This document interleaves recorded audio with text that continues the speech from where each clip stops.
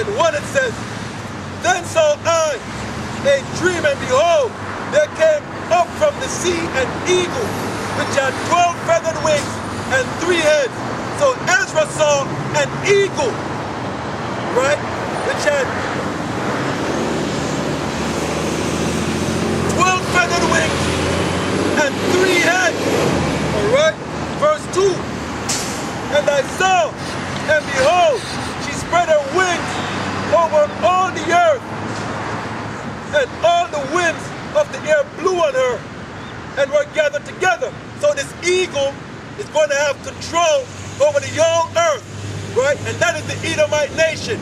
The Edomite nation, when you read the book of Ezra, right, is the so-called white man. His biblical nationality is an Edomite, right? And they have the power seat right now. They're ruling the world, right? From their elite, which are the international bankers, the Rothschilds, the Rockefellers, the DuPonts, the Gettys, so forth, so on, will trickle right down to the trash, right? It says, verse 3, And I beheld, and out of her feathers there grew other contrary feathers, and they became little feathers and small. Verse 4, But her heads were at rest. The 3 heads, right, that eagle which had 3 heads, it said the 3 heads were at rest, right? The head in the midst was greater than the other, yet rested with the residue. So it said the head in the middle was greater than the head, was on either side of it. All right? Right, it says, yet rested. Yet those 3 heads were resting. Right? Verse 9 it says, But let the heads be preserved for the last. So let the heads be preserved for the last. So those 3 heads are going to be waiting until the last days. All right? Let's get 2 Ezra 12. Verse 22. It says, Whereas thou sawest 3 heads resting, this is the interpretation.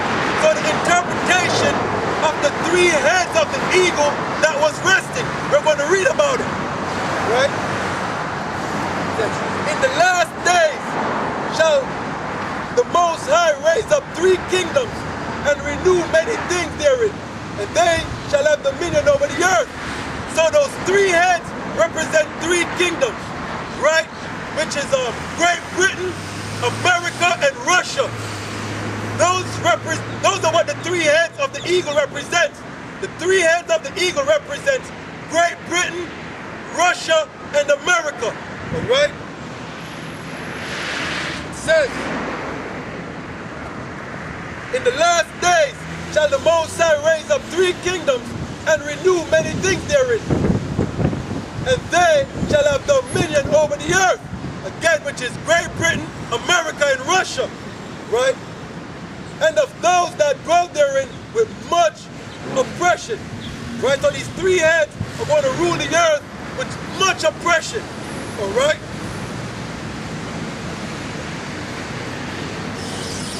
Above all those that were before them. Therefore, they're called the heads of the eagle. So these 3 kingdoms are the heads of the eagle, all right? Which are preserved unto the last days, unto the time we're living in right now, all right?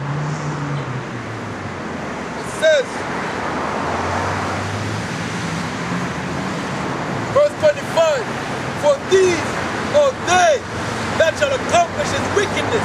So these 3 eagles of the nation of Edom, right, their 3 ruling kingdoms, right, they have accomplished the wickedness of the earth, right? The water is polluted, air is polluted, the earth is polluted, the animals endangered, the people are enslaved, especially my people, the children of Israel, right? They stole our nationality, stole our identity, all right? With much evil oppression, that's how the Edomites rule, all right? It says,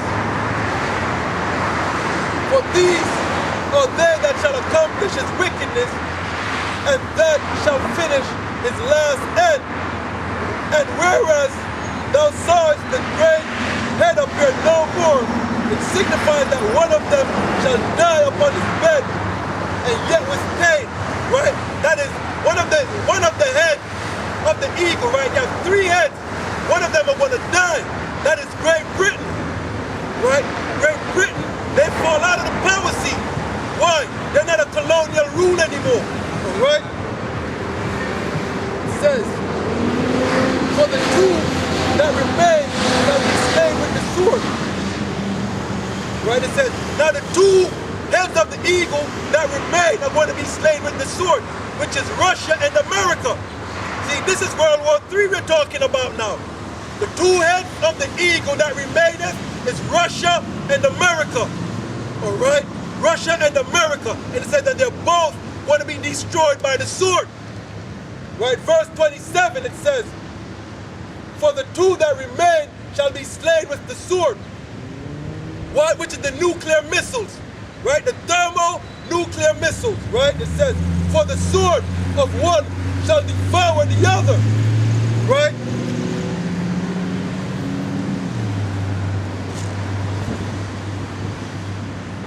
It says right here, right? The sword, again, which are the missiles, right?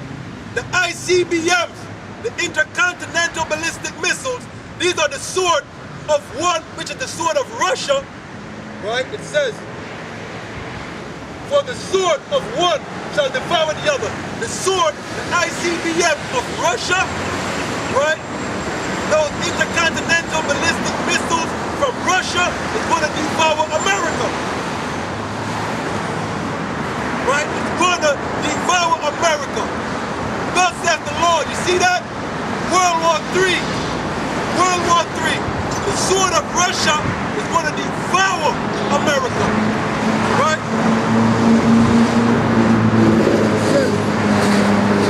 For the sword of one, the sword of Russia, shall devour the other, shall devour America. But at the last shall he fall through the sword himself. So in the last, Russia is going to be destroyed by the sword himself. Understand? Russia is also going to get hit with nukes, man. Understand? Not only with nukes, but with the chariots of Israel, what you ignorantly call UFOs. All right, let's get Ezekiel 39.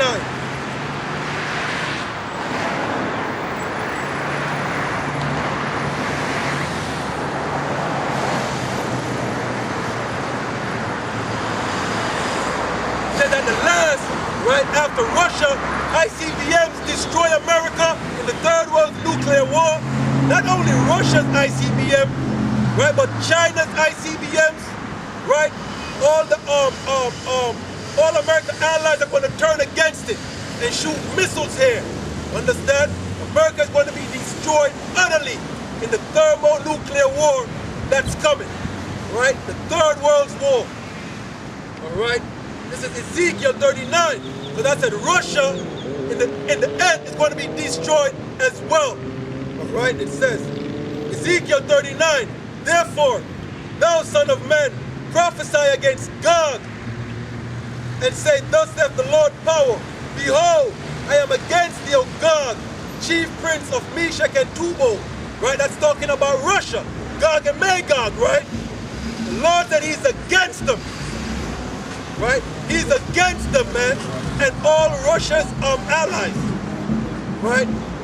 The Lord is against America and their allies, and against Russia and Russia's allies.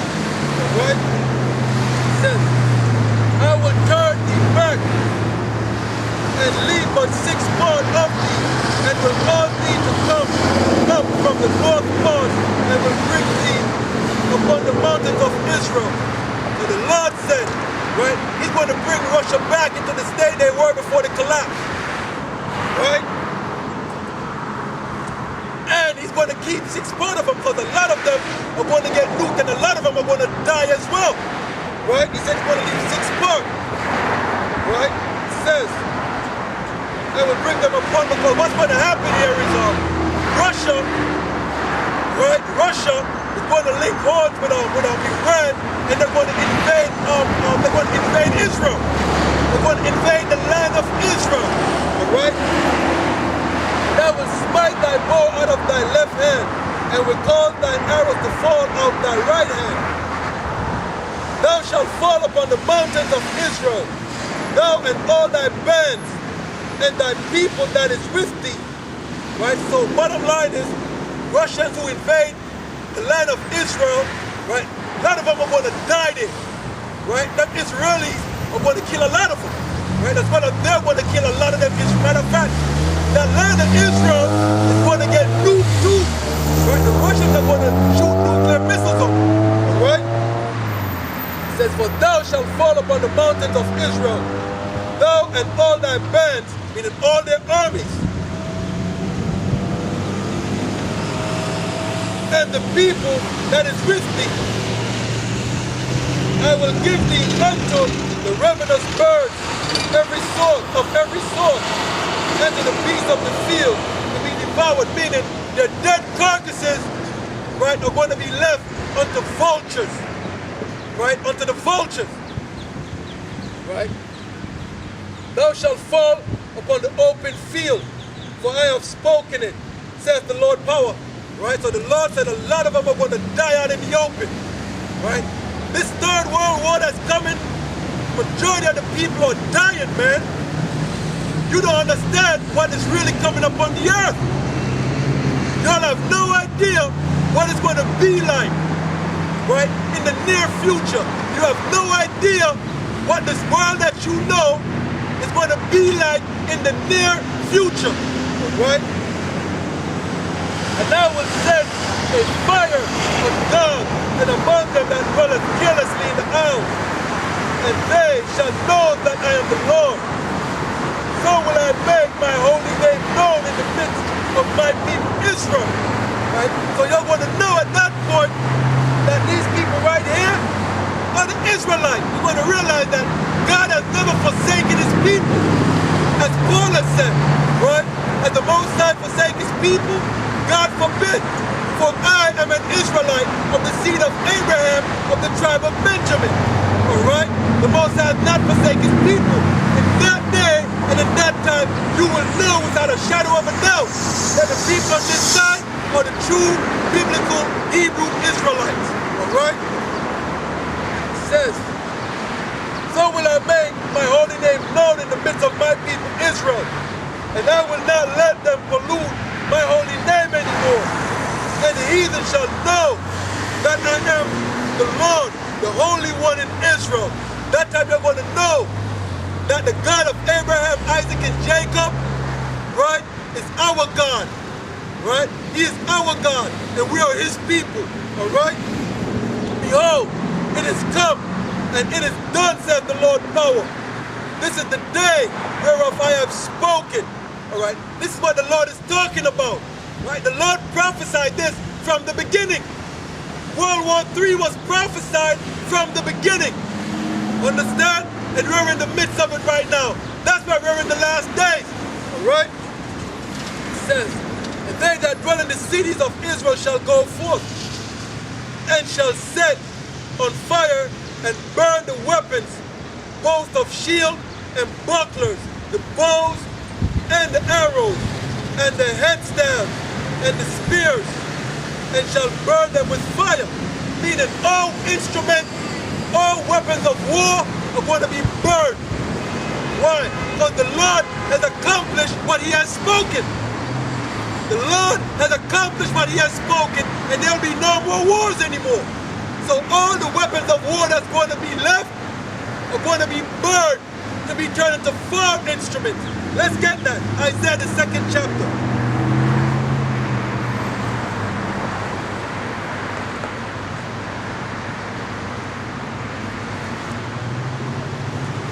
This is Isaiah 2 and 1.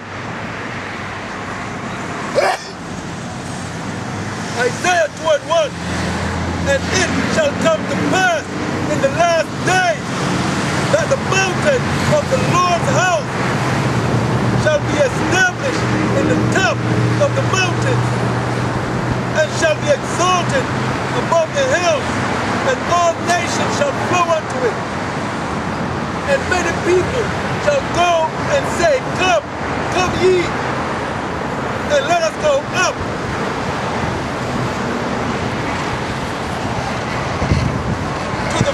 children of the Lord to the house of the power of Jacob, and he will teach us his ways, and we will walk in his path.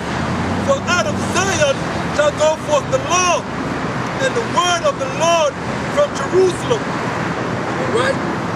And he shall judge among the nations, and he shall rebuke many people, and they shall beat their swords into plowshares.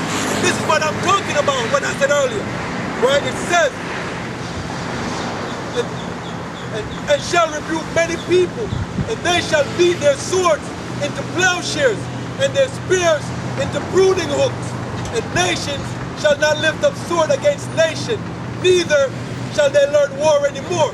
Only in that time, when the Lord return, destroy all nations, and put them in subjection, will there be peace on earth. That's the only time, right? When he destroyed all nations, set up his mountain, which is his people, set up the government of Israel, all right? Then you're going to have peace on earth. Then all nations will beat their weapons of war into instrument of beat their instrument of war into farming instruments, right? Into tools for farming. Because that's what these nations, these heathens are going to be doing. They're going to be plowing and tilling the land. You understand? And you ain't going to lift up sword to fight wars anymore. All right?